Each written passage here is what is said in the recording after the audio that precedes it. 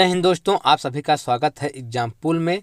दोस्तों, जो आज का हमारा टॉपिक है सीटेट एग्जाम 2023। आज है 10 जनवरी और 10 जनवरी फट से का सफलतापूर्वक पेपर संपन्न हो चुका है। उसमें किस प्रकार से प्रश्न पूछे गए हैं हम आपको बताएंगे। तो यदि आप हमारे चैनल पहली बार आए हैं तो आप हमारे चैनल सब्सक्राइब कर दीजिए, लाइक कर दीजिए, बेल आइकन को प्रेस कर दीजिए, क्योंकि हम आपके इसी तरह क्वेश्चन लाते रहेंगे। तो ठीक है दोस्तों, टॉपिक तरफ हम पहला प्रश्न देखिए।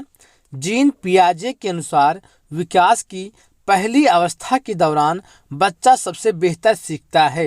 तो पहली अवस्था के दौरान बच्चा सबसे बेहतर किससे सीखता है?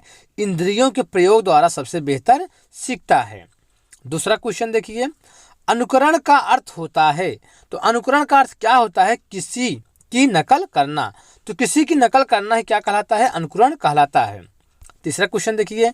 देश का पहला डॉल्फिन रिजर्व कहाँ खोला गया? तो हुगली नदी पर खोला गया, पश्चिम बंगाल। तो देश का जो पहला डॉल्फिन रिजर्व कहाँ खोला गया? हुगली नदी पर खोला गया है। और देखिए चौथा प्रश्न है। मानव विकास को क्षेत्रों में विभाजित किया जाता है जो है। तो मानव विकास को जो कितने क्षेत्र में विभाजित किया गया है? तो मनोवैज्ञानिक और संज्ञानात्मक, संवेगात्मक और शारीरिक जो है क्षेत्र में विभाजित किया गया है। पांचवा क्वेश्चन देखिए। बकरी और भेड़ की आश्रय स्थल को क्या कहते हैं? तो बकरी और भेड़ का जो आश्रय स्थल होता है उसे क्या कहते हैं? बाड़ा कहते हैं। और देखिए जो छठा प्रश्न है। प्राथमिक स्तर पर हिंदी भाषा शिक्षण के लिए सबसे अधिक महत्वपूर्ण है। तो क्या महत्वपूर्ण है? बच्चों को भाषा प्रयोग के अवसर देना। तो बच्चों को भाषा प्रयोग का अवसर देना प्राथमिक स्तर हिंदी भाषा शिक्षण के लिए सबसे अधिक महत्वपूर्ण है। सातवां प्रश्न देखिए। सीखने से संबंधित तत्परता का नियम किस वैज्ञानिक से संबंधित है? तो तत्परता का नियम आपको पता होगा किस वैज्ञानिक से संबंधित है? थॉर्नडाइक वैज्ञानिक से संबंधित है। और देखिए जो आठवां प्रश्न है। एक अच्छा गणितज्ञ होने के लिए जरूरी है। तो यदि आप एक अच्छा गणितज्ञ हैं तो आपके लिए क्या होना जरूरी है? सभी अवधारणाओं को समझना, लागू करना और उनमें क्या करना? संबंध बनाना। अगला क्वेश्चन देखिए। प्रोजेक्ट परियोजना विधि का प्रतिपादन किसने किया? तो प्रोजेक्ट जो परियोजना है इस विधि का प्रतिपादन किसने किया? किलपैट्रिक ने किया है। और देखिए जो 10वां प्रश्न है। कुकी जनजाति किस राज्य से संबंधित है? तो कुकी जनजाति जो है मणिपुर राज्य से संबंधित है। 11वां प्रश्न देखिए। किस मनोवैज्ञानिक को पशु विज्ञान का पितामह माना जाता है? पितामह तो किस मनोवैज्ञानिक को? थॉर्नडाइक को जो है पशु विज्ञान का पितामह माना जाता है। अगला क्वेश्चन देखिए। कोहलबर्ग के अनुसार सही और गलत प्रश्नों के बारे में निर्णय लेने में शामिल चिंतन प्रक्रिया को कहा जाता है। तो क्या कहा जाता है? नैतिक तर्कड़ा कहा जाता है। अगला क्वेश्चन देखिए। गणगौर त्योहार किस राज्य से संबंधित है? तो गणगौर जो त्योहार है किस राज्य से संबंधित है? ये राजस्थान राज्य से संबंधित है। अगला क्वेश्चन देखिए। एक शिक्षक पहले नियम बताता है, उसके बाद उदाहरण प्रस्तुत करता है। यह किससे संबंधित है? यह जो है निगमन विधि से संबंधित है। अगला प्रश्न। अभिप्रेरणा क्या है? तो अभिप्रेरणा क्या है? अभिप्रेरणा जो किसी कार्य को करने की इच्छा शक्ति। तो किसी कार्य को करने की जो इच्छा शक्ति होती है उसे क्या कहते हैं? अभिप्रेरणा कहते हैं। अगला प्रश्न। जीन पियाजे के अनुसार कितने वर्ष की आयु तक के बच्चों में संज्ञानात्मक परिपक्वता का अभाव पाया जाता है? तो किसने? 6 वर्ष तक के बच्चों में संज्ञानात्मक परिपक्वता का अभाव पाया जाता है। और देखिए जो 18वां प्रश्न है। शास्त्रीय अनुबंधन के सिद्धांत से कौन से वैज्ञानिक संबंधित हैं? तो शास्त्रीय अनुबंधन के सिद्धांत जो है पावलोव जो है संबंधित हैं। अगला प्रश्न। उपचारात्मक शिक्षण की सफलता मुख्यतः निर्भर करती है। तो किस पर निर्भर करती है? समस्याओं के कारणों को सही पहचान कर। और देखिए जो 20वां प्रश्न है। चिंतन अनिवार्य रूप से है एक। तो चिंतन अनिवार्य रूप से क्या है? एक संज्ञानात्मक गतिविधि है। और देखिए जो 21वां प्रश्न है। भाषा स्वयं में क्या है? संप्रेषण का एकमात्र क्या है? साधन है। तो भाषा जो है संप्रेषण का साधन है।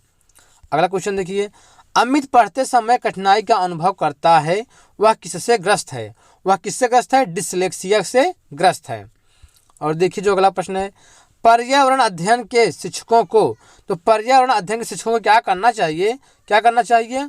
उन विशेषतः प्रयोगों पर ध्यान देना चाहिए।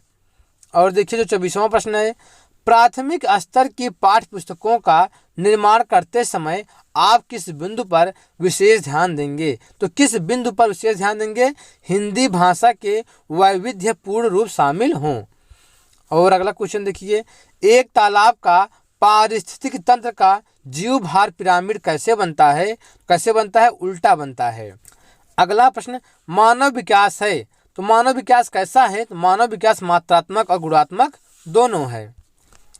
अगला प्रश्न, द्वितीय श्रेणी का उपभोक्ता कहलाता है तो द्वितीय श्रेणी का उपभोक्ता कौन कौन कहलाता है? मेढक है, बिल्ली है, मांसाहारी मछली है आदि, ये सब क्या है? द्वितीय श्रेणी के उपभोक्ता हैं। और देखिए जो 29वां प्रश्न है, मानव विकास किन दोनों के योगदान का परिणाम है? तो मानव विकास जो है वंशानुक्रम एवं वातावरण के योगदान का परिणाम है। अगला प्रश्न, शिक्षक द्वारा कक्षा में नाटक कराने का मुख्य उद्देश्य है तो क्या मुख्य उद्देश्य नाटक कराने का? रोचकता के साथ विषय वस्तु को समझाना। अगला प्रश्न, वाइगोत्स्की के अनुसार बच्चे साथी समूह के सक्रिय सदस्य कब होते हैं? कब होते हैं? किशोरावस्था के दौरान जो साथी समूह के सक्रिय सदस्य बन जाते हैं। अगला क्वेश्चन देखिए, बोलना कौशल में सर्वाधिक महत्वपूर्ण है तो क्या महत्वपूर्ण है? समझकर बोलना। अगला क्वेश्चन देखिए 35 प्रश्न, एक से अधिक भाषाओं का प्रयोग तो एक से अधिक भाषाओं का जो प्रयोग है संज्ञानात्मक विकास में क्या होता है? सहायक होता है। और अगला क्वेश्चन देखिए, प्रोटीन की कमी से कौन सा रोग होता है? तो प्रोटीन की कमी से जो होने वाले रोग हैं मेरिस्मस और क्वाशरकोर जो है ये सब प्रोटीन की कमी से होने वाले रोग हैं।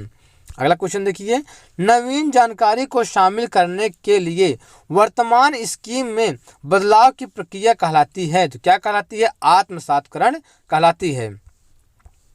और देखिए जो अगला प्रश्न है, भाषा की शिक्षिका होने के नाते व्याकरण पढ़ाते हुए आपका उद्देश्य होगा तो आपका उद्देश्य क्या होगा? व्याकरण पढ़ाते समय भाषा का शुद्ध प्रयोग करना सिखाना।